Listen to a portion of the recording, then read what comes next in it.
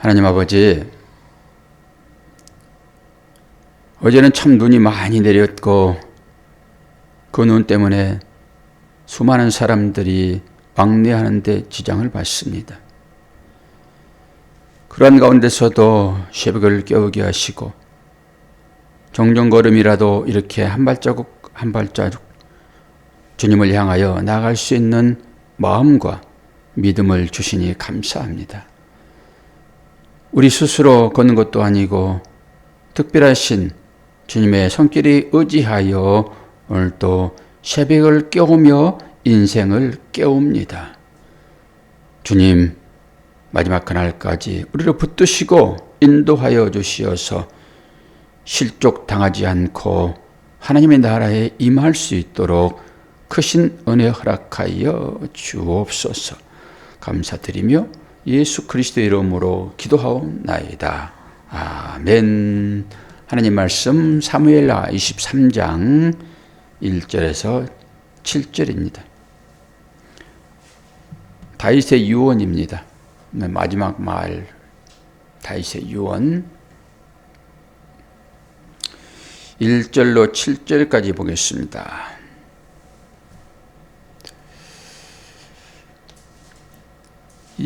이는 다윗의 마지막 말이라. 이새의 아들 다윗이 말하며 높이 세워진 자 야곱의 하나님께로부터 기름 부음 받은 자 이스라엘의 노래 잘하는 자가 말하노라. 여호와의 영이 나를 통하여 말씀하시며 그의 말씀이 내 혀에 있도다. 이스라엘의 하나님이 말씀하시며 이스라엘의 반석이 내게 이르시기를 사람을 공의로 다스리는 자 하나님을 경외함으로 다스리는 자여 그는 돋는 해의 아침빛 같고 구름 없는 아침빛 같고 비 내린 후에 광선으로 땅에서 우미 돋는 새풀 같으니라 하시도다. 내 집이 하나님 앞에 이같이 아니하냐.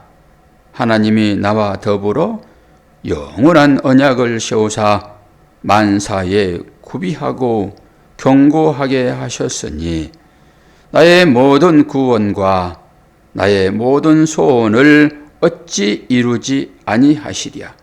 그러나 사악한 자는 다 내버려질 가시나무 같으니 이는 손으로 잡을 수 없음이로다. 그것들을 만지는 자는 철과 창자루를 가져야 하리니 그것들이 당장에 불살르리로다 하니라. 아멘. 다윗의 유언이죠. 오늘 2절 말씀을 보면은 하나님의 말씀이 어디에 있다라고 얘기를 하고 있습니까? 하나님의 말씀이 혀에 있다 이렇게 얘기를 합니다. 혀. 그래서 이 혀는 중요합니다. 이 혀가 사람을 살리기도 하고 사람을 죽이기도 합니다. 그래서 이 혀의 문을 입술이라고 얘기도 합니다. 입술과 혀는 동의어로 같이 쓰기도 하지요.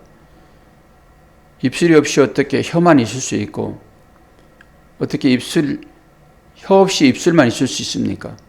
혀와 입술은 동시에 한 가지 일을 하는 것이죠. 근데 하나님의 능력이, 하나님의 말씀이 어디에 있다고 얘기합니까? 혀에 있다. 그 입술에 하나님께서 말씀을 넣어주잖아요. 선지자들이 그렇지요. 그 사역이죠. 우리도 마찬가지죠. 하나님께서 우리의 입술에 말씀을 넣어주지요. 근데 우리의 생각에 하나님의 말씀이 기록되어 있다. 이렇게 봐도 무방하겠죠. 근데 이사야서 11장을 보면은 이 혀에 있다는 말이 구체적으로 나와 있습니다. 이사야서 11장을 찾아봅니다. 오늘 두 구절만 찾을 거예요. 이사야서 11장 2절 4절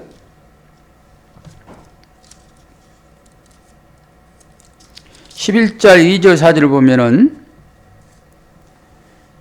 그 위에 여호와의 영 곧 지혜와 총명의 영이요 모략과 재능의 영이요 지식과 여호와를 경외하는 영이 강림하시리니 그가 여호와를 경외함으로 즐거움을 삼을 것이며 그의 눈에 보이는 대로 심판하지 아니하며 그 귀에 들리는 대로 판단하지 아니하며 공의로 가난한 자를 심판하며 정직으로 세상의 겸손한 자를 판단할 것이며 그의 입에 막대기로 세상을 치며 그의 입술의 기운으로 악인을 죽일 것이며. 그렇죠. 입에 막대기로 세상을 친다 얘기한 것이죠. 언어입니다. 언어.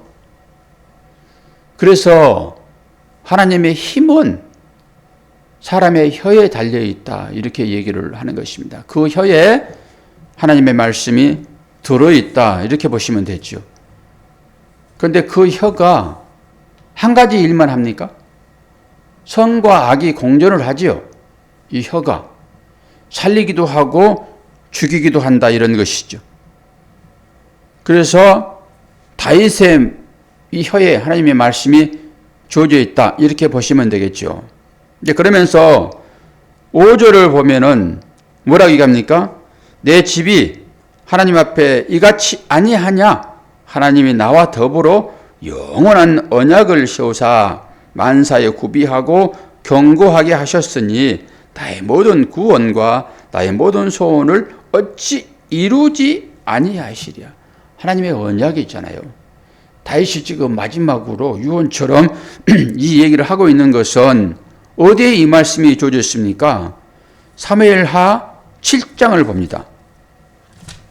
7장 11절에서 16절 우리 다 배웠던 얘기들이에요. 한번 기억하고 넘어가는 것입니다. 그러니까 우리가 하나님의 이 언약을 붙잡지 않으면 소망이 없어요. 현실에 눌림 당할 수밖에 없고 이 현실의 만족함으로 인해 가지고 어떻게 영원한 하나님 나라에 들어갈 수 있습니까? 이 현실은 끝나는 것인데. 사무엘하 7장 11절부터 16절까지가 언약이에요. 다윗에게 주는 언약이잖아요. 전에 내가 사사에게 명령하여 내 백성 이스라엘을 다스리는 때와 같이 아니하게 하고 너를 모든 원수에게서 벗어나 편히 쉬게 하리라. 여호와가 또 내게 이르노니 여호와가 너를 위하여 집을 짓고 내 수완이 차서 내 조상들과 함께 누울 때에 내가 내 몸에서 날 내 씨를 내 뒤에 두어 그의 나라를 경고하게 하리라. 그는 내 이름을 위하여 집을 건축할 것이요 나는 그의 나라 왕위를 영원히 경고하게 하리라. 나는 그에게 아버지가 되고 그는 내게 아들이 되리니 그가 만일 죄를 범하면 내가 사람의 매와 인생의 채찍으로 징계하려니와 내가 내 앞에서 물러나게 한 사울에게서 내 은총을 빼앗은 것처럼 그에게서 빼앗지는 아니하리라. 내 집과 내 나라가 내 앞에서 영원히 보존되고 내 왕위가 영원히 경고하리라 하셨다 하라. 이게 지금 다윗에게 주어지는 하나님의 언약인 것입니다. 하나님의 언약은 절대적으로 변치 않으시다라고 하는 사실을 우리는 알아야 될 것입니다. 이게 지금 성전 건축에 대한 얘기인 것이잖아요. 다윗의 마음이 여기에 들어있지요. 나는 백향목 왕궁에 살면서 하나님의 법궤는 천막에 있음을 다윗이 보고 이러면 안 되지. 인간의 도리로 이렇게 할 수는 없지.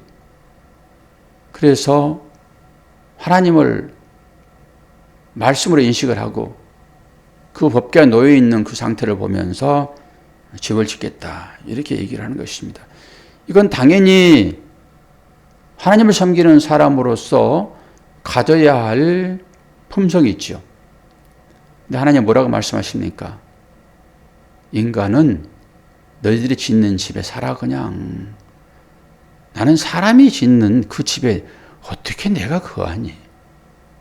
내가 피조물을 만물을 만든 장본인인데 어떻게 피조물이 그 집으로 내가 들어갈 수 있어? 이런 거잖아요. 내가 너를 위하여 집을 지어줄게. 이게 아버지의 마음이 있잖아요, 이게. 그러면서 언약 하나를 줬는데 어떤 언약입니까? 나는 너의 아버지가 되고 하나님이 되고 이런 거잖아요. 나는 너의 하나님이 되고 아버지가 되고 너는 나의 백성 즉 자녀이다 라고 하는 거잖아요. 그 안에 내가 들어있는 거잖아요. 이게 예레미야 31장에 나오는 새 언약입니다. 이 구언약을 붙잡고서는 안 돼요. 물론 구언약이 새 언약과 연결되어 있어서 그것이긴 하지만은 우리는 이제 새 언약을 붙잡아야 됩니다. 새 언약은 뭐지요?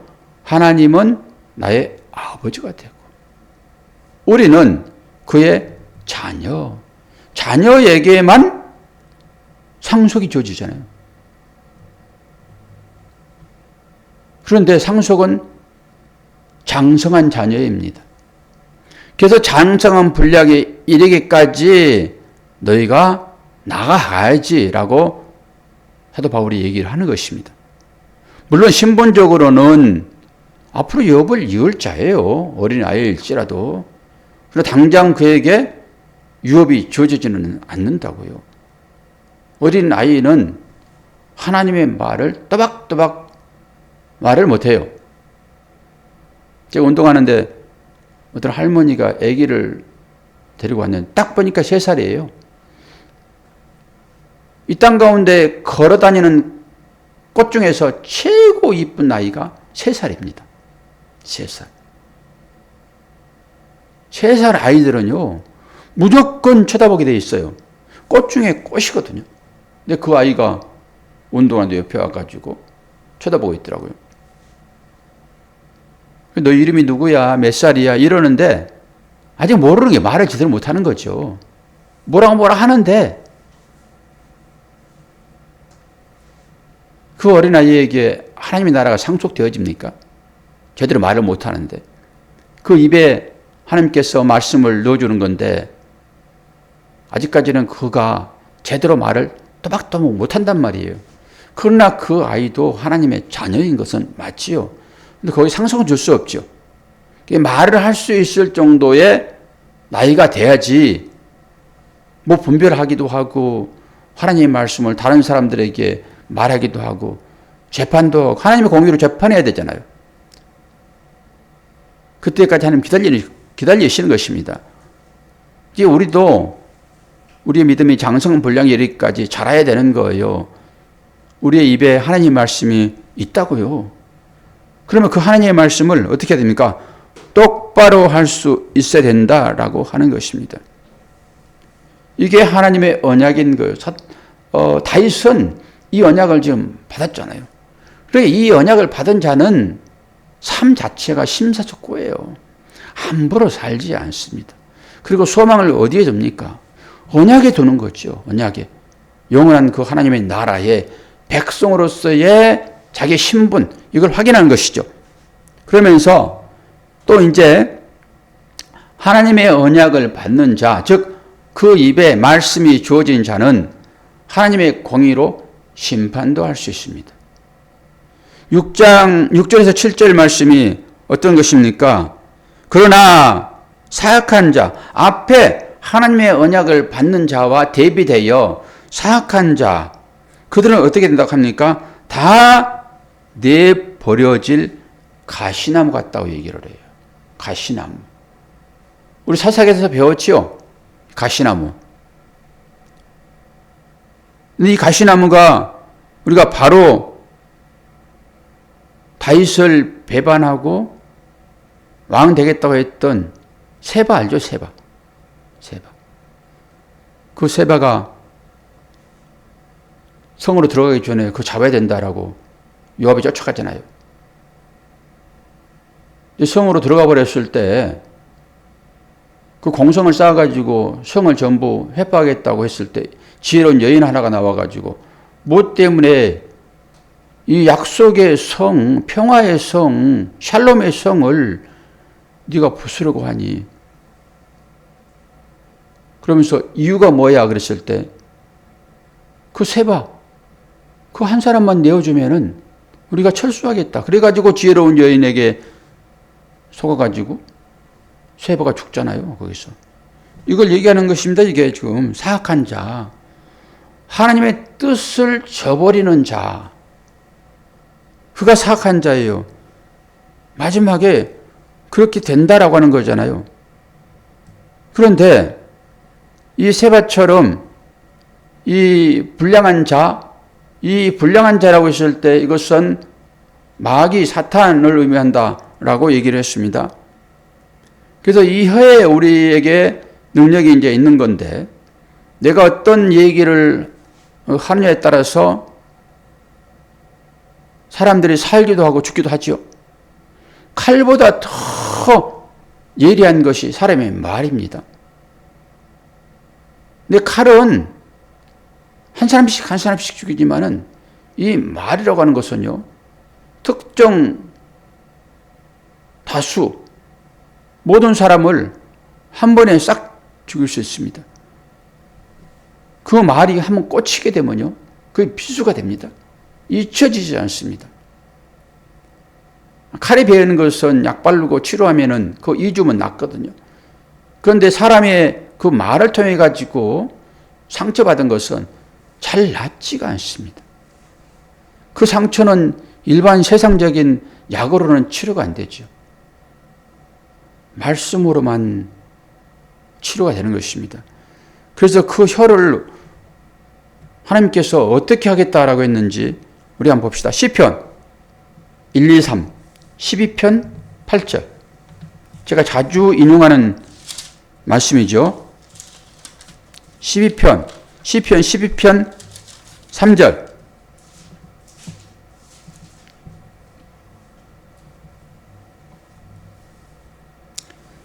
(3절부터) 쭉 보겠습니다.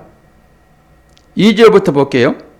그들이 이웃에게 각기 거짓을 말하며 아첨하는 입술과 두 마음으로 말하는도다.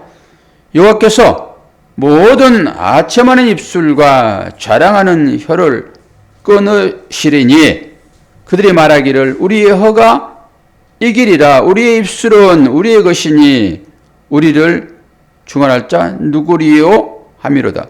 여호와의 말씀에 가련한 자들의 눌림과 궁핍한 자들의 탄식으로 말미암아 내가 이제 일어나 그가 원하는 안전한 지대에 두리라 하시는도다. 여호와의 말씀은 순결하여 흑도간 위에 7번 단련한 은 같도다. 여호와여 그들을 지키사 이 세대로부터 영원까지 보존하시리로다. 뭐라고 얘기합니까? 아첨하고 자랑하는 혀는 어떻게 한다고 그래요? 끊어버리겠다 얘기를 해요. 끊어버리겠다. 이 혀는 말하는 도구인 것이잖아요. 말하는 도구. 이 혀 없이 음식을 먹을 수 있습니까? 그러니까 이 혀는 사람을 살게 하는 거예요. 혀 없이는 아무것도 못합니다. 그런데 여호와께서 뭐라고 하니까 아첨하는 입술은 혀와 동의어예요. 혀의 문입니다. 입술은. 입술 없이 혀 있을 수 없고 혀 없이 입술이 있을 수 없어요. 이건 언어의 도구로서의 이 의미를 가지고 말씀을 드리는 것이니까요. 근데 아첨하는 입술과 자랑하는 혀는 끊으리. 그래서 자랑을 못하게 하는 거예요. 자랑. 아니 상대 자랑하는 것을 누가 뭐라고 그럽니까? 본인 자랑이에요. 본인 자랑. 자랑이라고 하는 것은 반대 사람을 무시하는 것입니다. 앞에 있는 사람을 무시하는 거예요. 자랑은. 내가 너보다 훨씬 잘났지 이런 거잖아요. 자랑이라고 하는 것은. 아니 그 앞에 하나님이 계시고 주님이 계시는데 그 주님 앞에서 나를 높일 수 있습니까? 겸손한 자가 아니죠.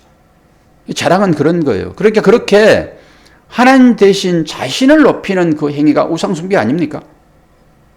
근데 하나님을 높이지 않고 자신을 높이는 이 삶의 모든 것이라고 볼 수도 있죠.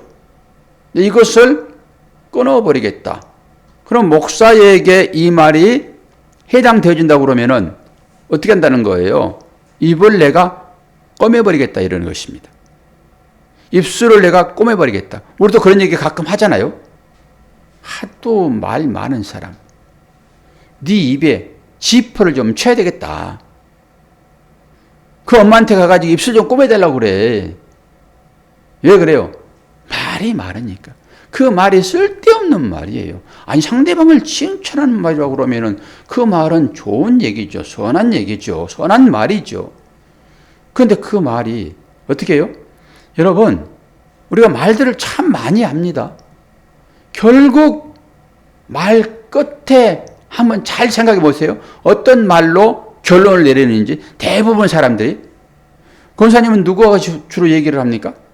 혼자 얘기합니까? 사람들과 많이 얘기합니까? 사람들과 많이 얘기 안 하죠. 대부분 사람들이요. 가깝게 지내는 친구들과 한 두세 시간, 서너 시간씩 그렇게 얘기들 하잖아요. 그러고 나서 못한 얘기는 내일 만나서 하자 그래 얘기해요. 못한 얘기는. 그게 그래요. 그리고 마지막에 어떤 얘기를 합니까? 꼭 험담을 하고 끝냅니다. 상대를 높이는 것이 아니라 상대를 짓누르고 꼭 못된 말로 마지막 끝낸다니까요. 한번 보세요. 우리들의 얘기가 거의 그래요. 좋게 얘기했다가 어느 한 사람 얘기를 꺼내가지고 그 사람을 매도한다니까요. 험담을 해요.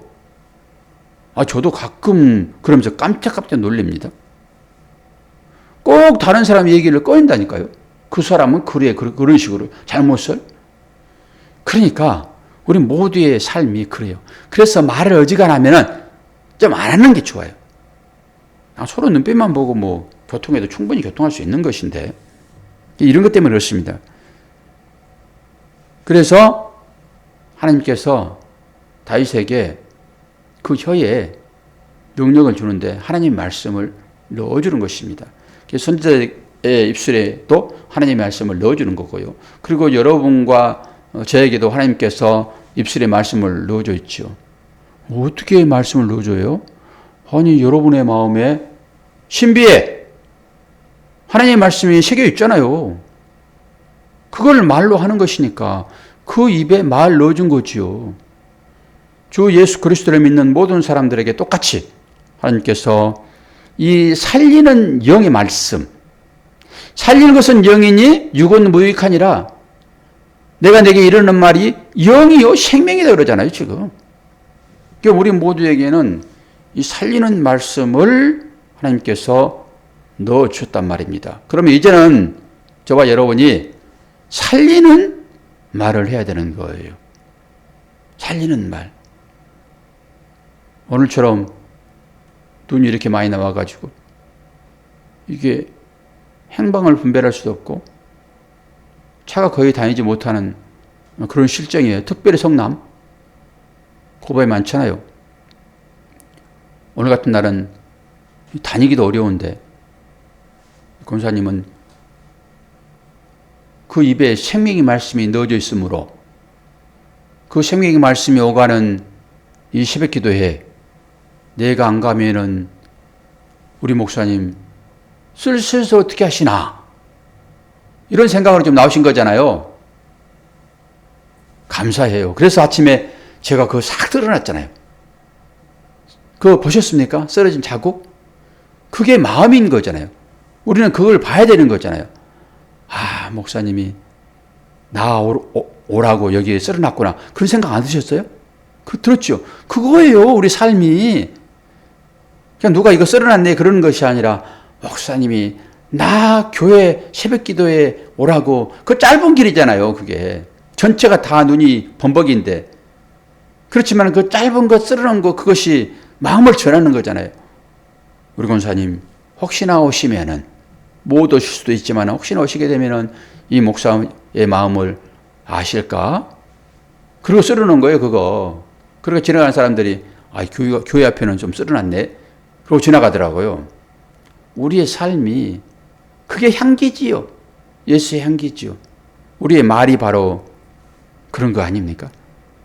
이제 12월부터는 저 뒤쪽에 또 한 분이 나오실 거예요. 11월 말까지 이제 다 정리 끝나는 것이니까 한마디 안 할 것입니다. 한번 보려고요. 여러 가지 핑계를 대고 우리가 신앙생활 하는데 좀 그렇잖아요. 그런데 우리는 훈련이에요, 훈련. 어떤 환경 가운데서라도 훈련을 해야지 이 편하면은 몸이 거기에 반응을 해가지고 따라가게 되어 있습니다. 새벽 기도가 바로 그런 것입니다. 이게 훈련이거든요. 아니, 우리 구원받은 자인데 새벽 기도 안 한다고 하나님께서 우리를 버리십니까? 그렇지 않다니까요. 하나님은 인간이 뭔지를 아세요. 저도 알고. 그렇기 때문에 편해질수록 아니, 쓰면 앉고 싶고 앉으면 어떻게 된다고요? 눕고 싶잖아요. 그러면 자는 거예요, 이제. 자는 걸 깨워야 됐죠. 명사가 왔으나 잠을 못 자고 걱정을 하고 엄마 내가 집에 재밌겠어 가다가 넘어질까 봐 가지 말라고. 그게 인간의 마음이죠. 그런데 너무 눈이 많이 예, 새벽기도 안 나오고 집에 계신 것도 좋은 일이고 훈련 찬유라고 그러면은 내가 엉금엉금 기어서라도 내가 훈련 받아야지. 이것도 믿음이고 다 믿음에 있는 거예요. 다 믿음. 하나님께서 도우셔서 잘 집에 도착하실 것입니다. 기도하겠습니다. 아버지 하나님, 하나님의 말씀이 우리의 입술에 넣어져 있다라고 하는 이 사실 하나를 오늘 말씀 중심으로 삼습니다. 이 생명의 말씀 우리에게 주어져 있는데 그 말씀으로 인하여서 나도 살고 이웃도 사는, 아니 살리는 적극적인 삶이 우리 가운데 있기를 원합니다.